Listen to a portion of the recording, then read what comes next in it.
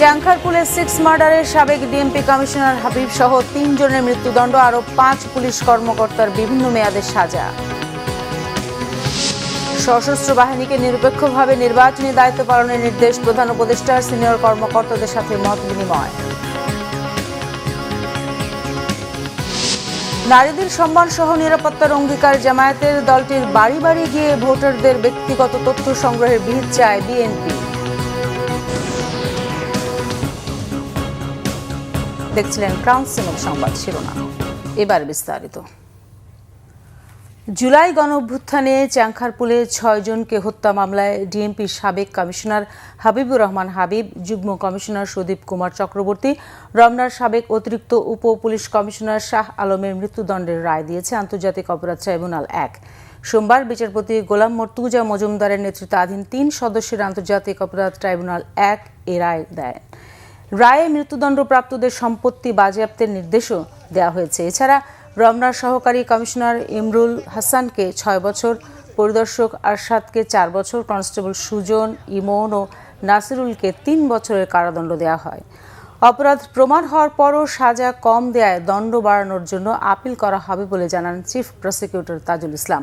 আসামি পক্ষের আইনজীবীরাও রায়ের বিরুদ্ধে আপিল করার কথা জানিয়েছেন। তবে এ রায়ে ক্ষুব্ধ প্রতিক্রিয়া ব্যক্ত করেন নিহত কয়েকজনের স্বজন। তাদের দাবি, ন্যায় বিচার হয়নি। রায় বাংলাদেশ টেলিভিশন সরাসরি সম্প্রচার করে। আসন্ন নির্বাচনকে অংশগ্রহণমূলক, শঙ্কামুক্ত ও সুষ্ঠুভাবে সম্পন্ন করতে নির্দেশ দিয়েছেন প্রধান উপদেষ্টা ডক্টর মোহাম্মদ ইউনূস। এজন্য সশস্ত্র বাহিনীকে পেশাদারিত্ব, নিরপেক্ষতা এবং আন্তঃপ্রাতিষ্ঠানিক সমন্বয়ের মাধ্যমে দায়িত্ব পালন করতে তাগিদ দিয়েছেন। জাতীয় সংসদ নির্বাচন ও গণভোট উপলক্ষে ঢাকা সেনানিবাসে সশস্ত্র বাহিনীর ঊর্ধ্বতন কর্মকর্তাদের সাথে মতবিনিময় অনুষ্ঠানে প্রধান উপদেষ্টা এসব নির্দেশনা দেন। এতে আসন্ন জাতীয় সংসদ নির্বাচন ও গণভোট ঘিরে দেশের সার্বিক নিরাপত্তার পরিস্থিতি, আইন শৃঙ্খলা রক্ষা এবং সশস্ত্র বাহিনীর সম্ভাব্য দায়িত্ব প্রস্তুতি নিয়ে আলোচনা হয়। এ সময় নির্বাচনকালীন শান্তিপূর্ণ পরিবেশ নিশ্চিতে প্রয়োজনীয় দিক নির্দেশনাও দেন প্রধান উপদেষ্টা।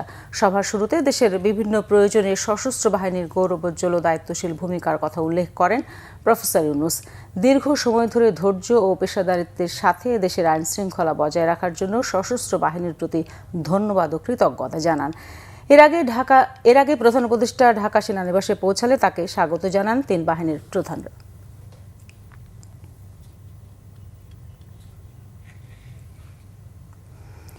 জামায়াত ক্ষমতায় গেলে নারীদের তালাবদ্ধ করে রাখবে বলে একটি গোষ্ঠী অপপ্রচার চালাচ্ছে অভিযোগ করেছেন দলটির আমির ডাক্তার শফিকুর রহমান। জামায়াতের হাতে এত তালা কেনার টাকা নেই মন্তব্য করে তিনি বলেন, জামায়াত ক্ষমতায় গেলে নারীদের সম্মানের সাথে নিরাপত্তা দিতে চেষ্টা করবে। সোমবার কুষ্টিয়ার শহীদ আবরার ফাহাদ স্টেডিয়ামে 11 দলীয় জোটের নির্বাচনী সমাবেশে একথা তিনি বলেন।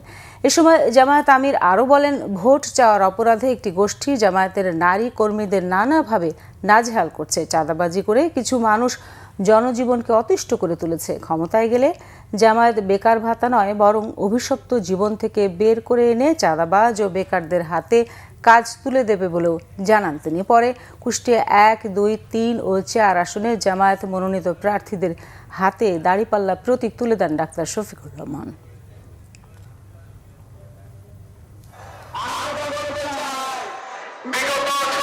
এখানে কুষ্টিয়া জেলায় 60টার মতো চাল কল আছে। ট্রাকগুলো এখান থেকে চাল বোঝাই করে রাজধানী এবং দেশের বিভিন্ন গন্তব্যে যায়।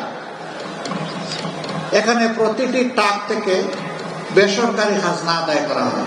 এরপরে আবার বিভিন্ন স্ট্যান্ড দখলের ব্যাপার আছে। সত্যি যদি আপনাদের সংসারে অভাব অনটনের কারণে আপনারা এই কাজগুলা করে থাকেন, আসুন আপনারা এখান থেকে সরে আসুন। আল্লাহ আমাদেরকে যে রিজিক দিয়েছেন ওইটাই আপনাদের সাথে আমরা ভাগাভাগি করে খেতে রাজি আছি।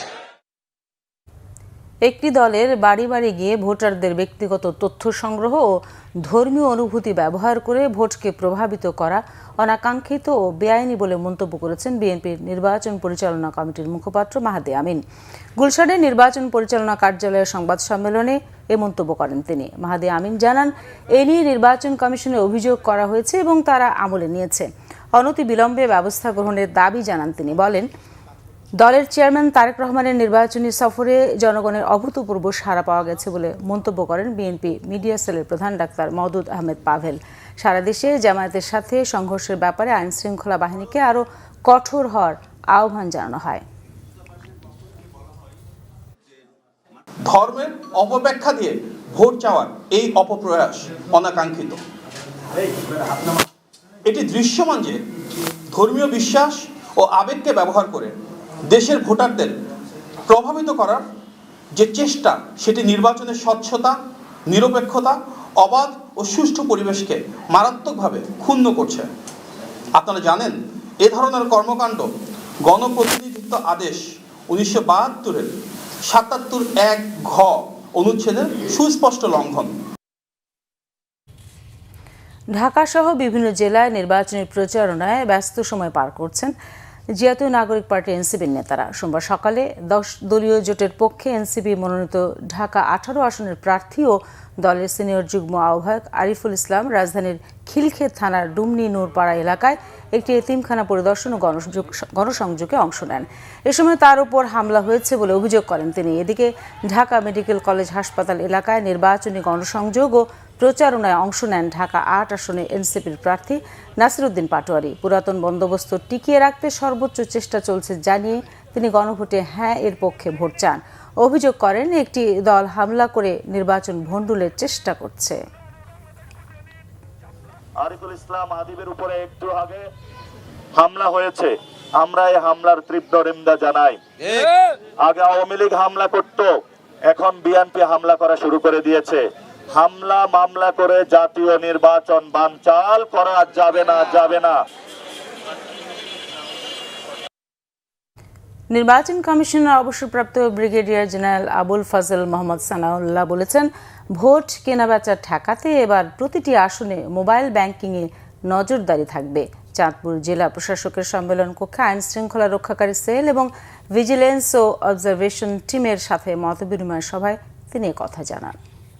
আমাদের সমাজে তো এই ঘটনা ঘটে থাকে, ভোট কেনাবেচা, এটা যেন না হয়। সাধারণ মানুষকে উদ্বুদ্ধ করতে হবে, তারা যেন এই কয় টাকার বিনিময়ে তার ভোটটা বিক্রি করে 5 বছরের জন্য গোলামে রূপান্তরিত না হয়। আমরা কিছু রেস্ট্রিকটিভ মেজার এখানে ইম্পোজ করব, এটা ক্যাপ দিয়ে দিব, আমরা একটা সিলিং নির্ধারণ করে দিব যে অ্যাভারেজের বেশি বা একটা সিলিং এর বেশি এই নির্বাচনকালীন সময়ে, বিশেষ করে 8 তারিখের পর থেকে আর এই ট্রানজাকশন গুলো করা যাবে না।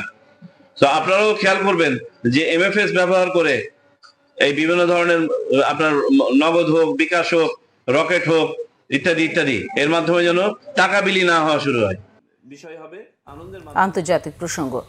ভয়াবহ শীতকালীন ঝড় ও তুষারপাতের কবলে যুক্তরাষ্ট্রের প্রায় 20 কোটি মানুষ। এরই মধ্যে হাইপোথার্মিয়ায় মৃত্যু হয়েছে 3 জনের। যুক্তরাষ্ট্র জুড়ে বিদ্যুৎহীন আছে প্রায় 10 লাখ বাসিন্দা। জরুরি অবস্থা ঘোষণা করা হয়েছে দেশটির অর্ধেকের বেশি অঙ্গরাজ্যে। যুক্তরাষ্ট্র আবহাওয়া দপ্তরের তথ্য অনুযায়ী রবিবার থেকে দেশটির বিস্তীর্ণ অঞ্চলে বিপজ্জনক হিমশীতল বৃষ্টিপাত ও তুষারঝড়ের তীব্রতা আরও বেড়েছে। এতে আরকানসাসে 8 ইঞ্চি, ইলিনয় এবং ওহাইওতে 11 ইঞ্চি, ইন্ডিয়ানাতে 13 ইঞ্চি, ক্যানসাসে 8 ইঞ্চি, মিজোরি ও নিউ জার্সিতে 12 ইঞ্চি, নিউ ইয়র্কে 11 ইঞ্চি এবং পেনসিলভানিয়ায় 15 ইঞ্চি পর্যন্ত তুষারপাত হয়েছে। লুইজিয়ানায় হাইপোথার্মিয়ায় 2 জনের মৃত্যু হয়েছে, টেক্সাসে মৃত্যু হয়েছে আরও 1 জনের। এছাড়া শনিবার নিউ ইয়র্কে 5 জনের মৃত্যু হলেও কারণ নিশ্চিত করতে পারেননি রাজ্যটির মেয়র জোহরান মামদানি। তুষারপাতে যুক্তরাষ্ট্র জুড়ে প্রায় 15,000 অভ্যন্তরীণ ও আন্তর্জাতিক ফ্লাইট বাতিল হয়েছে। পাশাপাশি স্থলপথেও ব্যাপক দুর্ভোগে আছেন যাত্রীরা। এরই মধ্যে অন্তত 200টি গাড়ি ছোটখাটো দুর্ঘটনার শিকার হয়েছে। বেশিরভাগ অঙ্গরাজ্যের স্কুলগুলোতে শিক্ষা কার্যক্রম বর্জন করা হয়েছে। ওয়াশিংটনের মেয়র মুরিয়েল ওয়ালসার দশকের সবচেয়ে ভয়াবহ তুষার ঝড়ের মুখে বাসিন্দাদের সতর্ক থাকার পরামর্শ দিয়েছেন। দুর্যোগ মোকাবেলায় প্রস্তুত আছেন ট্রাম্প প্রশাসন। দর্শক, এই ছিল এখনকার মতো। পরের সংবাদ সন্ধ্যা 6টায়। এর আগে 5টায় রয়েছে নিউজ টপ 10 দেখার আমন্ত্রণ রইল। ধন্যবাদ সবাইকে এতক্ষণ সাথে থাকার জন্য।